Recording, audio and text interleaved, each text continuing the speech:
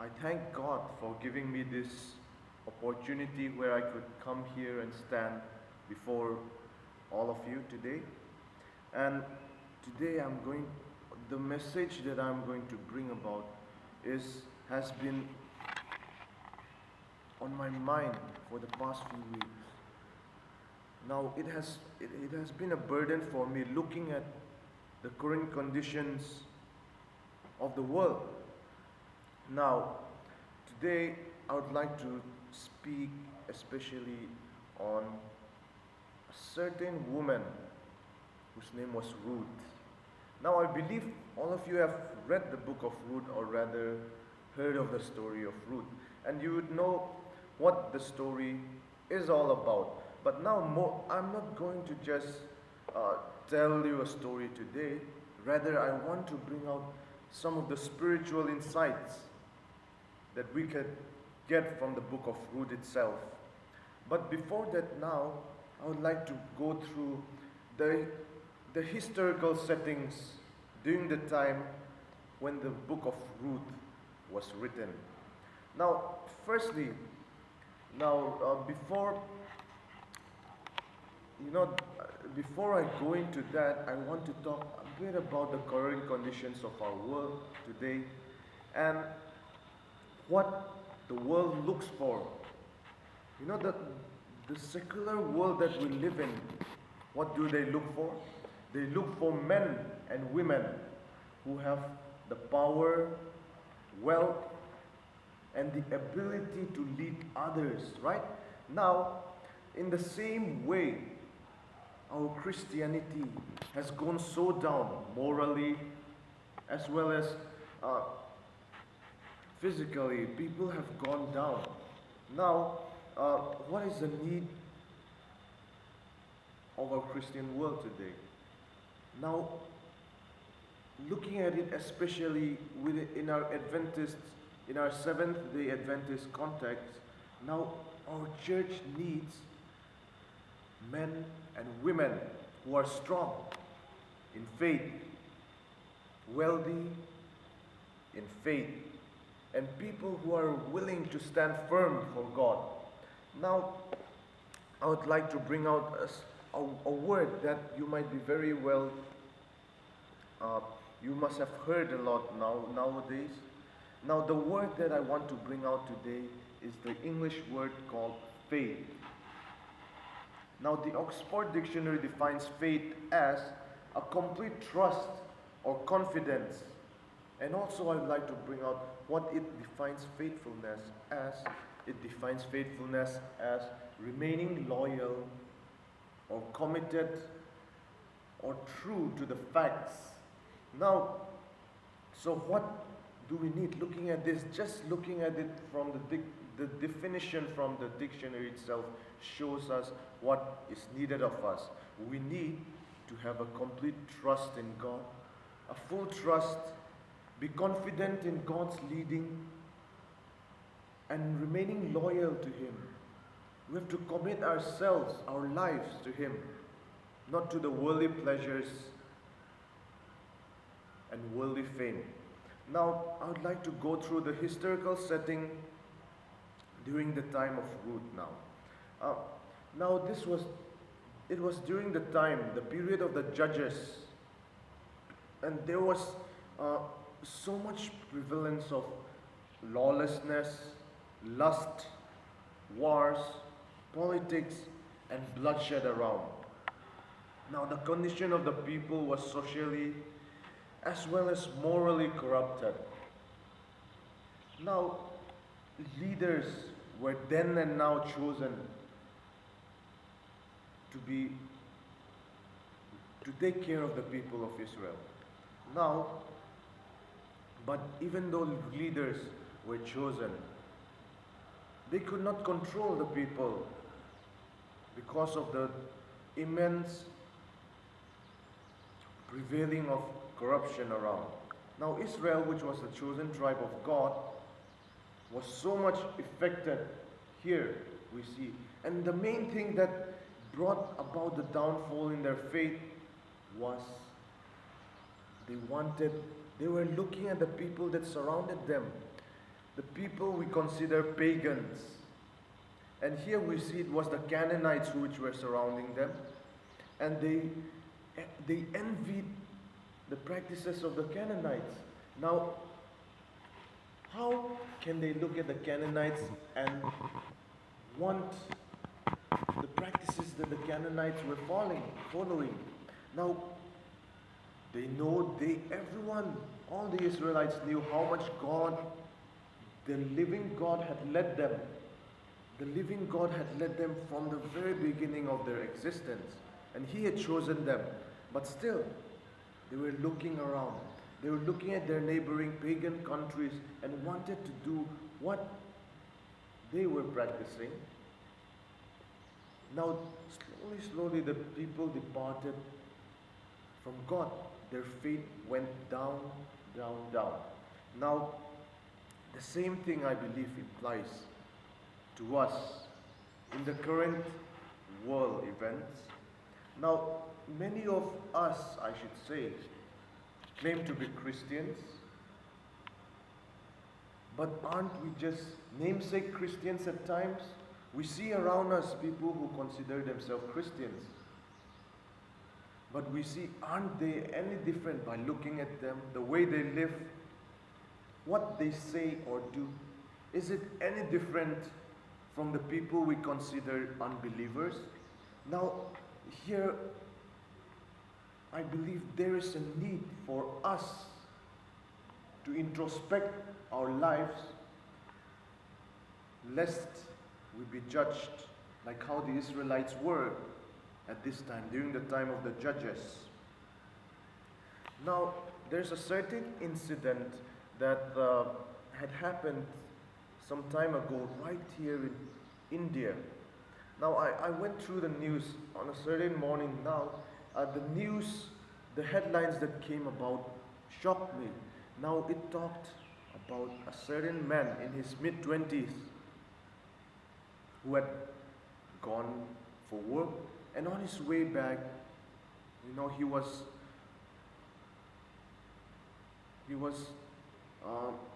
raped. Now, we don't normally hear of a man being raped. Now, the man was raped and murdered. Now, this was very shocking already. And he was raped and murdered by a group of men who were filled with lust, obviously. Now, as I read the news, the first thing that came to my mind, is the world that we're living any different from Sodom and Gomorrah? Now, what struck my mind is looking at all the events that are happening around us. We turn on the news. Daily we see news where we see murder, theft, adultery, corruption, and so on. We can go on more and more. So what we as Christians, are we just to compromise with the world, what the world wants?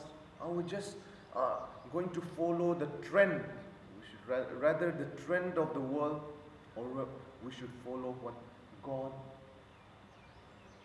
had given to us, or rather what God had instructed to us. Now, going back, Israel was undergoing a time of moral decline. And the people, there was no unity among the people of Israel. And they slowly departed from God. Now, a famine had struck the town of Bethlehem. Now, people who have heard of the word Bethlehem, now, can you tell me what is the meaning of Bethlehem? Anyone can tell me? Now, Beth here comes from the Hebrew word. It comes from the Hebrew word Beth, which just means a house or a home. Now, Lahem here just means bread. So, Bethlehem, which was presupposed to be a house of bread, or rather filled with food, had undergone famine. Now, why was this so? A place which was expected to have, to have overload of food had undergone famine. This was all because of the people. They had gone morally down. Sin was ruling their lives. Lawlessness prevailed. And as a result of this, as a result of the lack of unity among the people, and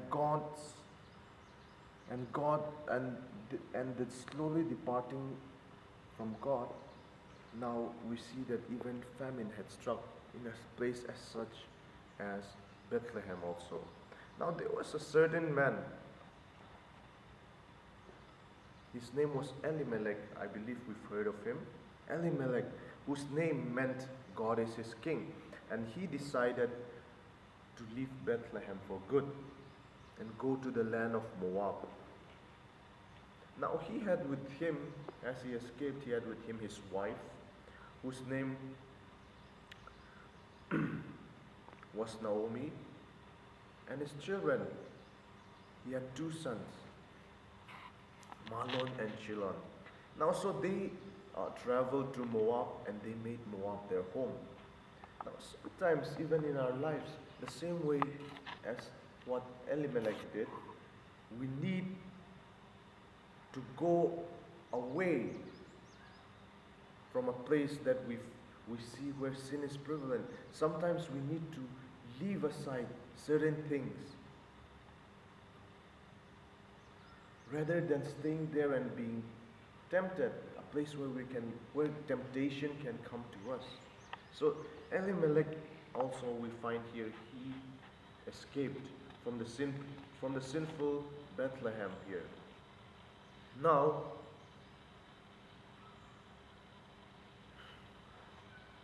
we see that as time went by, we find that both his sons also got themselves wives. But sometimes our best laid plans, how much they planned for their family, but sometimes plans don't really work as we want them. We see here that Elimelech passed away, and to top it off, and to make it worse, both his sons also passed away. Now, his wife Naomi was left with the two daughters-in-law. How hard would it have been for Naomi to hold strong to her faith when her husband and both her sons had been taken away from her? Now, with the passing of time, now Bethlehem also now the famine had already left Bethlehem, and so Naomi wanted to return back to Bethlehem, since she had nothing back in Moab for her. Now as she was about to leave, she instructed both her daughters-in-law to go back to their own families. As she said, she could not provide for them. She wanted them to live a life of their own.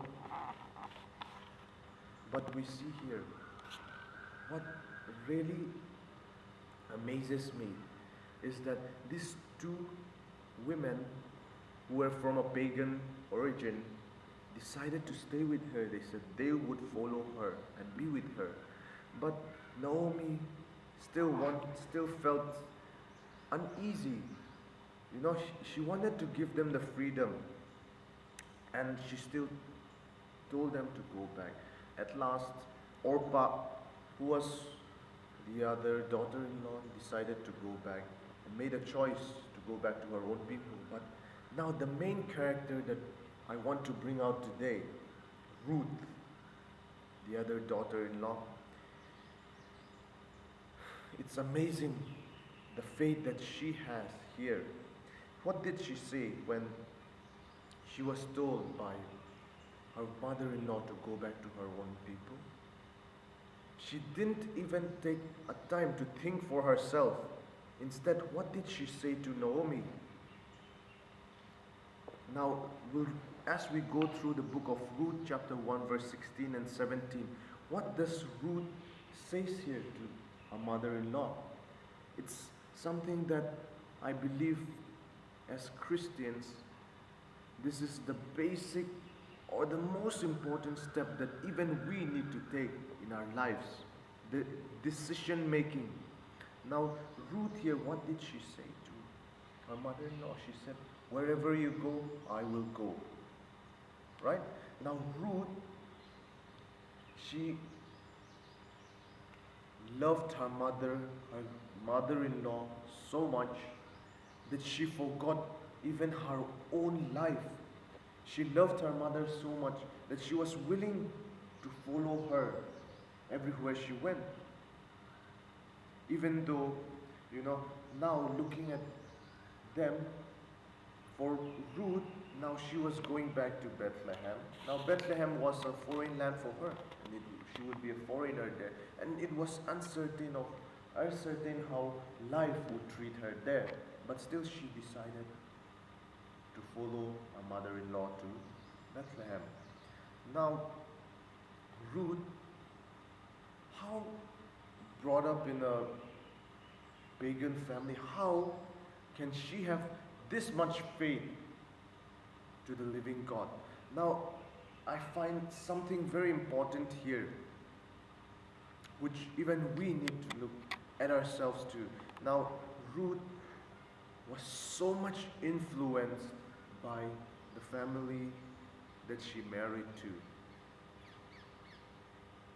From the way we see it must have been very spiritual, because in order to have this much effect on a pagan, that Ruth kept strong to the newly found faith that she found in this family. She was willing to stand strong to this and leaving behind all that she had before, her own families, her people. I believe here we ourselves need to look at our lives. The people that come into our lives, do we have this much effect on the people? Do people see God through us? That's what I want to ask each and every one of us today here, who comes here. Do we exemplify Christ in our life?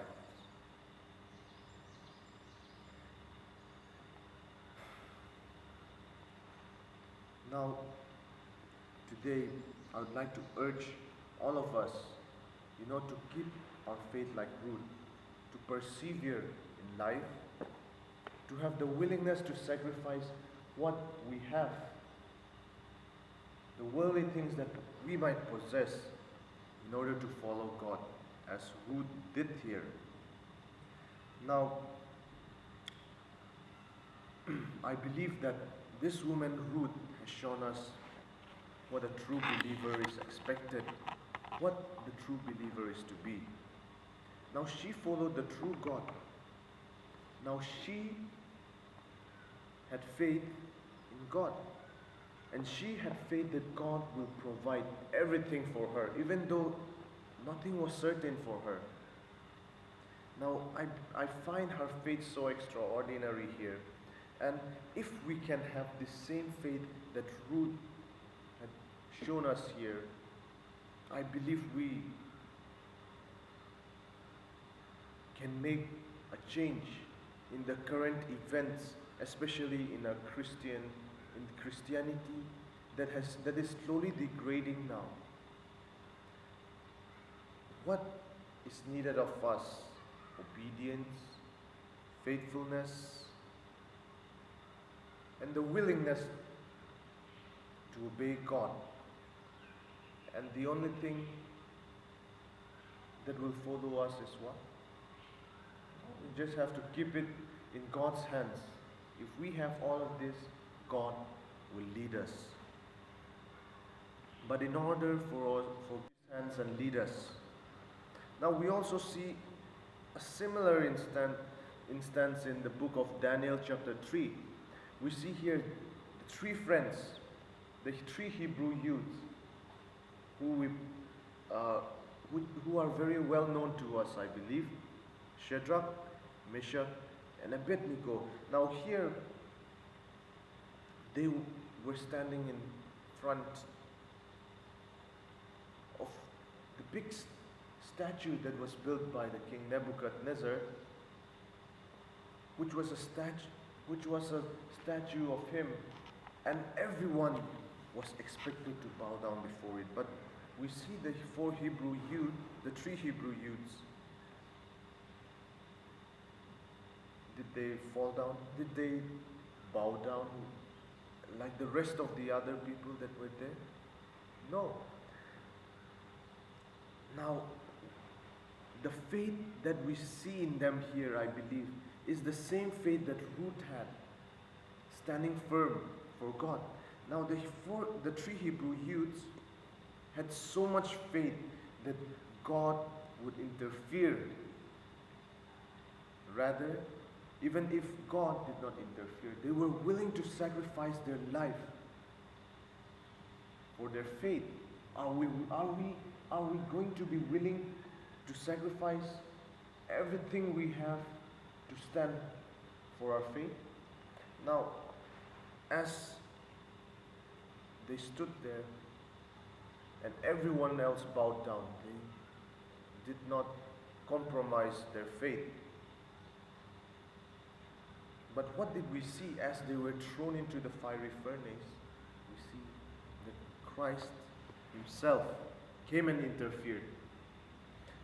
We see that not even a piece of their hair was burned. This is how much God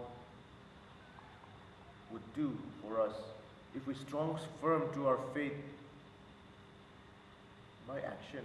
Now, the Christianity now, one of the major problems of our Christianity is we don't walk the talk, or rather,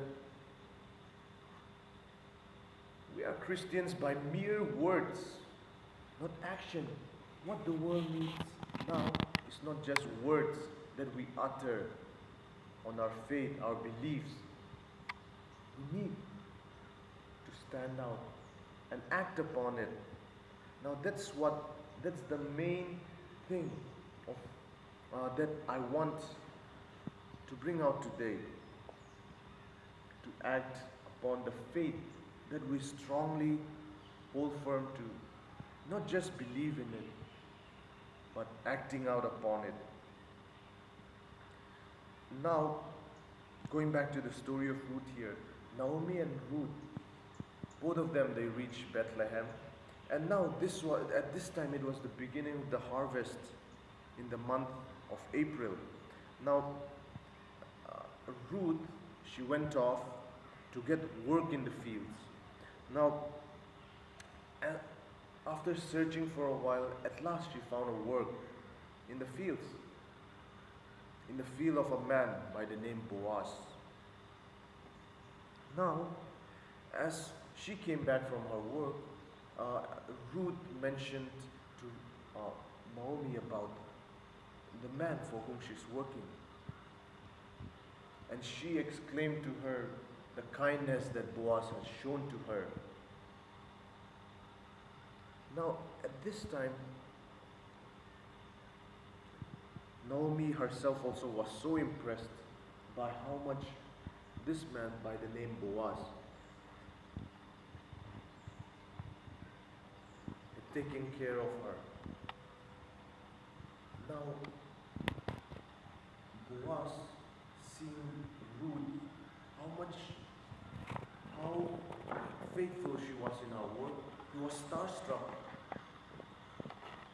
by her beauty, and in a special way, he saw how faithful she was. She was willing to do anything. And on hearing about how she left her home to be with Naomi, he was he was so much captivated by her. Now Ruth returned home daily, and now at this time Naomi can see the relationship that Boaz and Ruth were forming here. Now Ruth also did not hesitate to show affection, I believe, to Boaz, that he had so much immense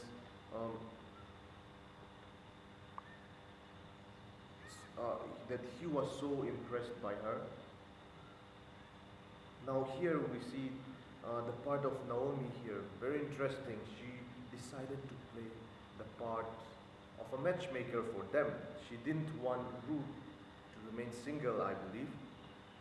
Now Ruth was told by Naomi to go to the house of Boaz. Naomi decided to bring Ruth and Boaz together. Now Naomi then advised Ruth to marry Boaz. Now, so as time went by, we find that Boaz and Ruth at last got married. Now they had a son whose name was Obed, who was the father of Jesse, who was the father of David, through whose line, who was born, can any one of you tell me who was born from the line of David that plays the major part in our Christian lives? Jesus Christ himself. Now, we see a pagan woman who had been brought into Christianity by the family, who stood firm for her faith.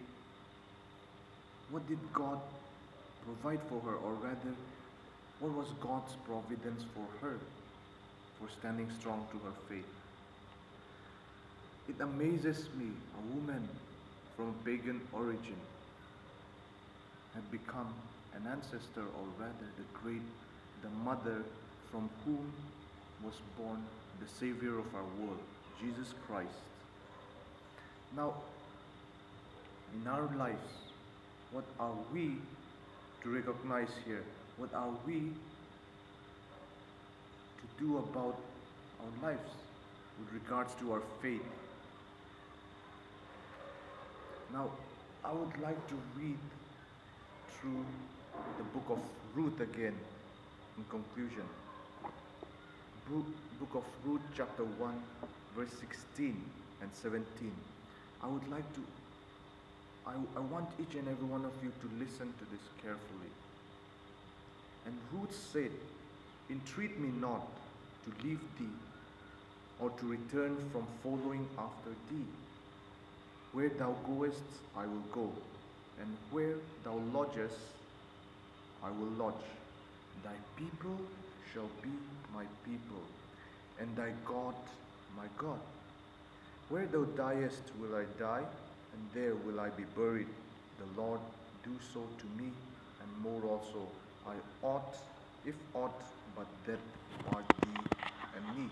Now, what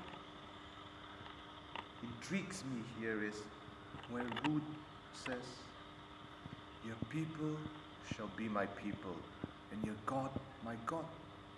Now that's a full sacrifice that we see there. She left behind, as I have mentioned earlier, she left behind her own people and her gods to follow the true living God.